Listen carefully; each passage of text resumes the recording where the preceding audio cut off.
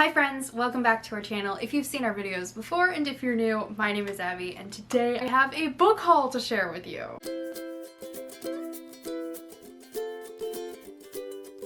So my local library system has a bookstore at the main branch, and this bookstore has like books that have been donated to the library, books that have been pulled from the system, just all sorts of things, and most of the time they are like $1, $2. The prices kind of vary, but it's all pretty good deals any time of year. 3 or 4 times a year they host a 50% off sale in the bookstore. So everything that's already like $1 or $2 is 50% off.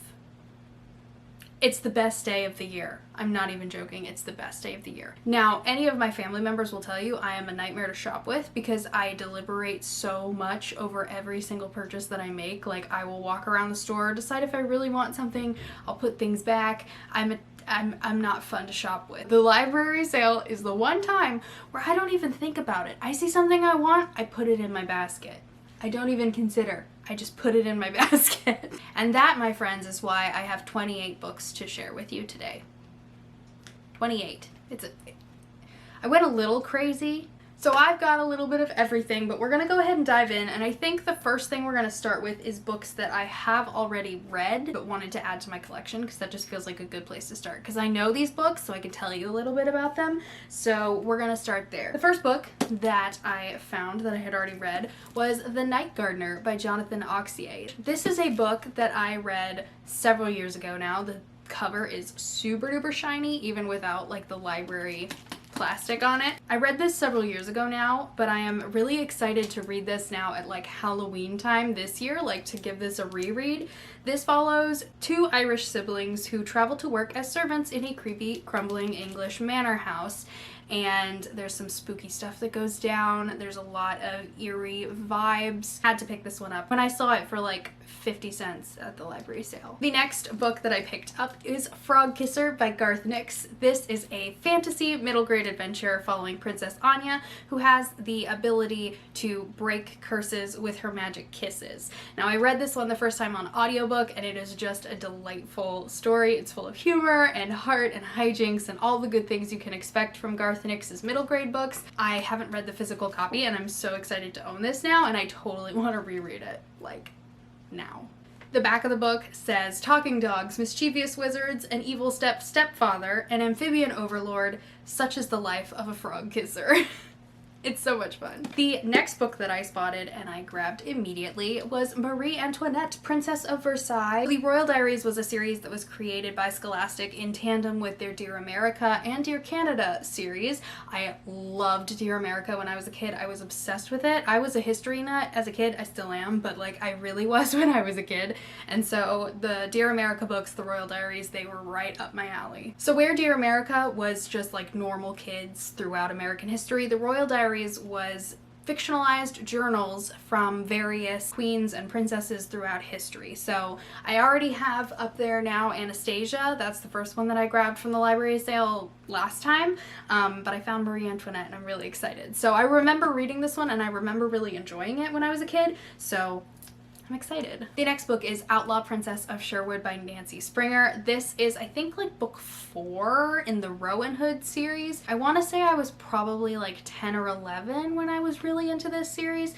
Basically, this is a series about Robin Hood's daughter, Rowan, who's basically making her own band of merry men, and each book in the series is about one of those characters. Let me tell you, this is much shorter than I remember. This is only 122 pages, so I feel like I remember this being much longer when I was a kid. I kind of am looking to like collect this series because I remember loving it so much. It's probably not as good as I remember it, but like it was 50 cents. So I couldn't argue with the price, you know? And the final book that I picked up just because I wanted to own it was The Sandman and the War of Dreams by William Joyce. If you watched my last library sale haul from last like October time, you will know that I picked up Toothiana. So now I have books 3 and 4 in this series, so I'm slowly but surely collecting my way through them. But this is book 4 in the Guardians of Childhood series by William Joyce, which was the series that inspired the DreamWorks film Rise of the Guardians. I adore this series. I have only read them once through, but like I said, I'm kind of working on collecting them so that I can reread them again. But basically, this is just a fun, whimsical, childlike, wonder, dream-filled series about the iconic Guardians of Childhood. So we've got Santa Claus, the Easter Bunny, the Tooth Fairy, and the Sandman, and also Jack Frost comes in the 5th book. And they're just so much fun. The illustrations are absolutely magical, which is kind of what I'm most excited about having these and reading them physically, because I read them via audiobook the first time, which was wonderful. I loved it. However, I didn't get to see like all of the illustrations, and I'm really excited to do that. So yes, I was very excited to see this one.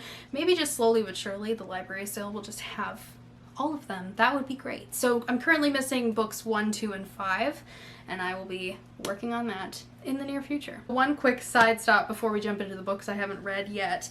My mom was with me at the library sale, which I love. She enjoys going to. She picked up a few magazines too, so that was fun. But she came, I was in like the YA middle grade section, and she came rushing up to me and she was like, "Do you have these editions of the Narnia books?"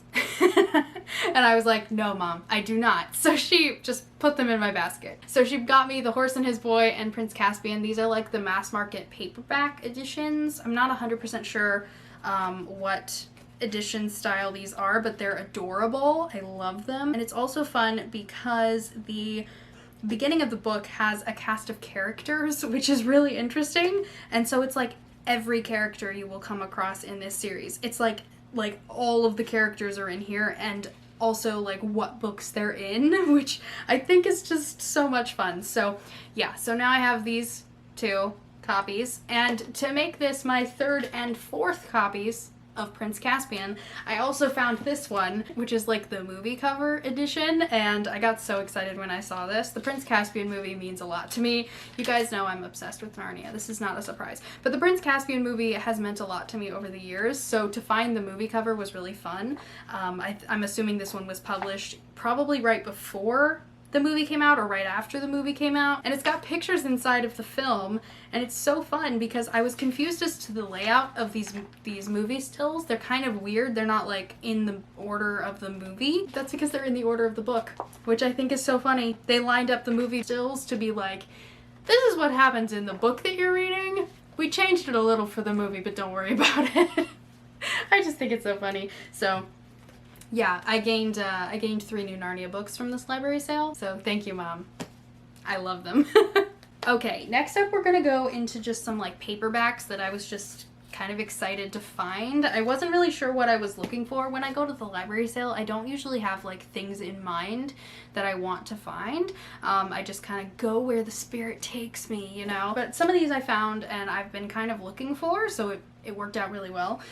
First up is Text by Se Hinton. I adore The Outsiders. It's one of my favorite books of all time. However, it's the only Se Hinton book that I've read. I found this little edition of Text. It's in really good condition, and I really don't know much about this story. It kind of just sounds very similar to The Outsiders in that like it's a story of brotherhood, kind of finding your place in the world, but yeah, I'm really interested to see what this one's gonna be about. If it's anything like The Outsiders, it's gonna sweep me away. This was another one that my mom spotted when she found the Narnia books, and it's The Return of the King by J.R.R. Tolkien.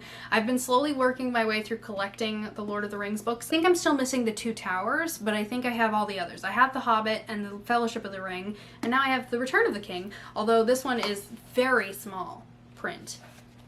Very small. I have never read The Lord of the Rings. I know. I've seen the movies and I loved them. But the books have always intimidated me. However, I'm going to read at least The Hobbit this year, maybe start Fellowship this year if I'm feeling adventurous. I know they're going to be fantastic stories.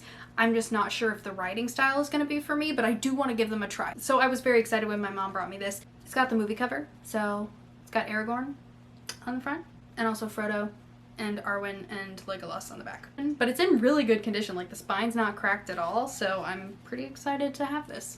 Next up was another one that my mom found actually. She kind of went to the classics section before I did, so she found some gems, one of which, Pride and Prejudice by Jane Austen, which I have been dying to read. I've never read a Jane Austen book, though I have seen several of the adaptations, and while Emma is the one that I enjoy more in the adaptation, so that was kind of where I was thinking I would start, Pride and Prejudice feels like the Jane Austen book. You know, this is the one that people talk about. This is in probably like the 100 books to read before you die list, so this is the one I think I'm probably going to start with, but I really wanted a physical copy because I think that's going to help me if I'm like listening to the audio and reading the physical book. I think it's going to help me kind of adjust to the writing style, because I think it's probably going to take some adjusting at first. So this is the Barnes & Noble Classics paperback edition. Let me know down below in a comment if you've read Pride and Prejudice or if you've read any Jane Austen books. Which one's your favorite? I'm really curious. I genuinely want to know, because I've heard, like, I have so many friends who are obsessed with Jane Austen that I want to be in on the obsession, but I don't know what's going to end up being my favorite. My guess right now is going to be Emma, but we'll see. We'll see. And then finally for paperbacks, these are two that I was really excited to find. I had literally told myself going in, I was like, if they have The Hunger Games, I will try The Hunger Games. I was obsessed with Suzanne Collins' The Underland Chronicles, Gregor the Overlander and company. I was obsessed with that series when I was in middle school, but I never read these. I've been thinking about like maybe trying them because the YA dystopian renaissance started with The Hunger Games. So they had The Hunger Games and Catching Fire. They didn't have Mockingjay, which was kind of sad for me.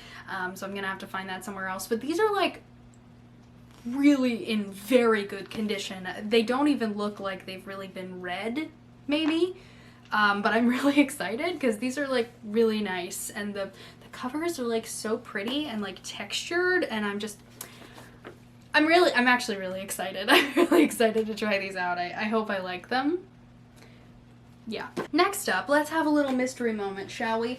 So at the last library sale, I found my first ever Murder, She Wrote novels, and I haven't read any of them yet. So I found 3 more, and I'm very excited, and I'm definitely going to be reading at least one of these, if not 2 or 3, in March. If you missed it, my friends Heather and Nina and I are co-hosting a Murder, She Wrote themed readathon in the month of March. I will link it up there and down below if you're interested. It's gonna be just like a very chill, read what you can kind of readathon. You can get all the details in that video, but I'm definitely gonna be reading at least one, if not multiple of these in that readathon, because obviously. So the first one I found I got super excited about because it's the Highland Fling Murders. I sent a copy of this to Heather at Christmas time when I found the first like group of them that I found at the library sale last year. I sent her this one and I was kind of sad because I really did want to read it. It was the one that felt the most like Heather would enjoy it to me. And then I found another copy this time around. So it's meant to be. I think I'm probably gonna read this one because I know Heather's gonna be reading this one. So maybe we can like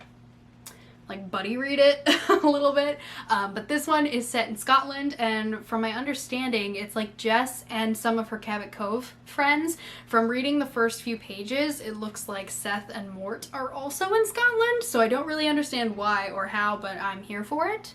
So yeah, I'll probably be reading this one in March, and I'm really excited about it. And then the 2 other ones that I found, I got even more excited because they're like seasonal. They're seasonal mysteries. So this one's called Trick or Treachery, and it's set in October in Cabot Cove. Halloween is approaching and something strange is in the air. It looks like people of Cabot Cove are whispering about a witch, as they usually are in these like Halloween episodes. There's at least 2 episodes of the show about like, oh, is there a witch in Cabot Cove? I don't know. And also Jessica has to pick her perfect costume for the Halloween party.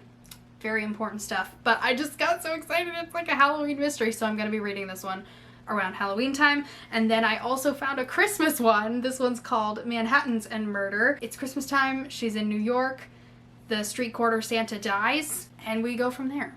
I don't really know much about them. I don't really want to know much about them. I just kind of want to go into them, but I do know I am going to read this one around Halloween and this one at Christmas time, and I'm so excited. The other 2 mysteries that I picked up, there was this table at the library sale. It looked like someone had donated like their entire collection of Agatha Christie mysteries, and I have been obsessed with Agatha Christie, but I haven't owned any of her books so far. All the ones that I've read have been from the library, but I've been loving them so much. So it looked like someone had donated all of them. They were a little more expensive. These were $10 originally a piece, so they were $5 with the sale. So I picked out 2.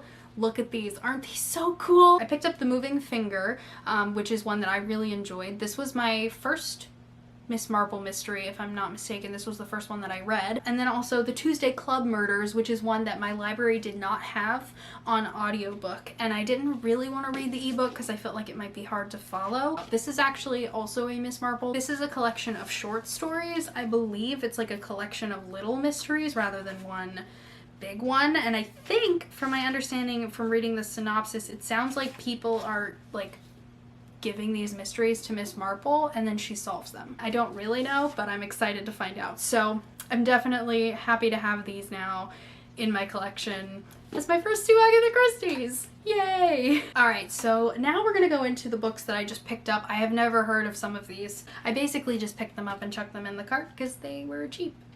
So we'll see if I like them or not. So the first one is The Oddmire, Book 1, Changeling by William Ritter. I've heard good things about William Ritter's Jacoby series, but I've never read it. But this one is a middle grade adventure. So it looks like there's, at the beginning of this book, a goblin ritual to place a changeling in place of a human child. Like, that's a pretty common myth, right? But it looks like the goblin gets distracted, and by the time he turns back, the changeling has already perfectly mimicked the human child. Too perfectly. He cannot tell them apart, so he leaves both babies behind. They're raised as twins, but one of them is a goblin and one of them is a human, so I'm guessing that's gonna come up in their lives. It looks like it's gonna be kind of a fun middle grade about, like, magic and adventure and brotherhood, I'm guessing. I love a good classic middle grade adventure story, so that looks exactly like what this is gonna be. Next up is this gorgeous cover. This is Wish Tree by Katherine Applegate. It looks like it's told from the perspective of an oak tree, where people write their wishes on pieces of cloth and tie them to red branches. There's also like the animals that watch over it, and a new family moves into town. It's a very short little book. The font is pretty large. It looks like it's just going to be a lovely little story. It's about 200 pages, so hopefully I love it. Next up is The Problem Children by Natalie Lloyd. Again, I've heard of this author, but I've never read any of her books, and I think I've heard of this one before, but not a ton. This is again a middle grade story about the Problem family. There are 7 problem children, and my understanding is that the story starts when they have to move into their grandfather's abandoned old house in Lost Cove, and it gives me a lot of like Pippi Longstocking vibes. I don't know if that's accurate or not, but like the child in the abandoned house who kind of changes the town for the better kind of feeling to it. But yeah, the cover is super fun and it just gives me a lot of like middle grade adventure feels, and I'm excited to check this one out and see what it's actually about. Next up, this one, the title is what drew me in because I was just so curious what this could mean. Murder, Magic, and What We Wore by Kelly Jones.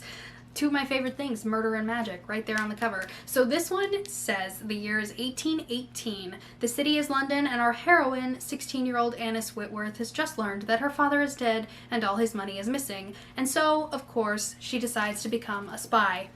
And that hooked me. I was like, all right, I'm in. I think it's something to do with, like, she can sew garments that disguise your identity, perhaps? I might be making that up, but it looks like it's like a Regency and also a magic story. Historical fantasy is my jam, so I'm really excited to check this one out. Next up is These Rebel Waves by Sarah Rasch.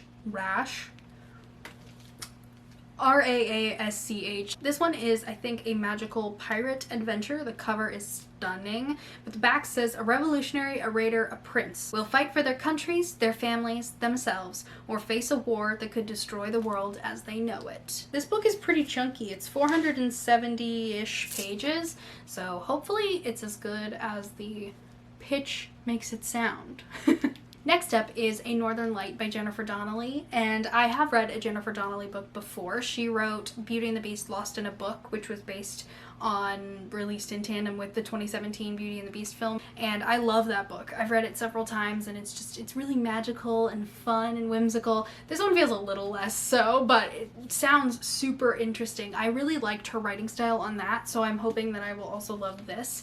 This one is set in 1906, and it sounds like it's based around a true story, like there's fictional characters viewing this real life thing that's happening. But I think it's like a mystery, a murder mystery, but it's also historical fiction. This one again is just in really good condition and it sounds really interesting. It's also got the Prince Award for excellence in young adult literature. So clearly people thought this was great.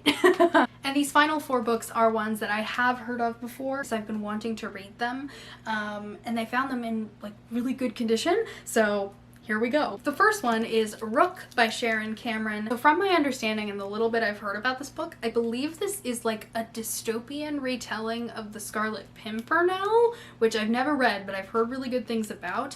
But it looks like this is set in like a futuristic Paris where everything is kind of falling apart. Things are not looking so good, but the mysterious Red Rook is the savior of the innocent and a criminal in the eyes of the government. Across the sea in the Commonwealth, Sophia Bellamy's arranged marriage to the wealthy Rene Hassard is the last chance to save her family from financial ruin. And I think perhaps, I don't really know, but it sounds like maybe her fiance is the Red Rook or she's the Red Rook and they're trying to, one of them's trying to hide it from the other. I don't really know, but I'm very excited to find out. It's also pretty chunky, like it's longer than I expected. It's like 450 pages. It sounds like a cool adventure, so I'm excited to get to this one. Next up is Elsie May Has Something to Say by Nancy J. Kavanagh. So this one is a historical fiction that follows a girl named Elsie May. She lives in Georgia, and it kind of sounds like there might be a bit of a mystery involved, perhaps. I don't really know too much about it, but the book opens with this line on the first page, and it says, "The summer I got Huck was my best summer and my worst summer, all wrapped into one. It all started with the letter I wrote to President Roosevelt." And I don't know much more than that, and I don't really want to. I kind of just want to go into this and have like a fun middle grade time. I feel like that's what it's going to end up being, but it's in super great condition. I'm really excited to like have this because it's like, it just feels nice. Next up is Olivia Twist by Laurie Langdon, which I have heard so many good things about. Some of my friends have been obsessed with this book in the past, so I was super excited to spot it as I was looking through the YA shelves. This is a gender-bent Oliver Twist retelling. I've never read Oliver Twist, but this sounds fantastic. It's kind of like this girl who is a thief and born into kind of the slums is taken in by her uncle, and her life goes from fighting and stealing on the streets to lavish dinners and soirees as the debutante in high society, and she's trying to figure out what does she do now. I enjoy a good gender-bent retelling every now and again. And finally, this is the last book. This is Within These Lines by Stephanie Morrell. I read The Lost Girl of Astor Street last year, towards the beginning of the year in 2021. I was obsessed with it. I loved it so, so much. And this is like a spin-off about children. I think children of characters in here. I might be wrong, but the last names line up and I'm really excited. So this one is set in 1941, and I think it has something to do with the Japanese internment camps and like all those things that were going on in that time. The tagline says, "Torn apart by war, held together by hope." I've heard this one is really emotional, which like every World War II book is probably, so it's in like really good condition. So this will definitely get read probably this year at some point because I'm really excited to have it. And that is it. Those are all of the books that I bought at the recent library sale. Let me know in the comments below, have you read any of these books? Are you interested in any of these books? Just tell me all of the bookish things down below. If you liked this video, give it a thumbs up. Subscribe down below for more bookish and Disney magic, and I will see you guys next time. Bye!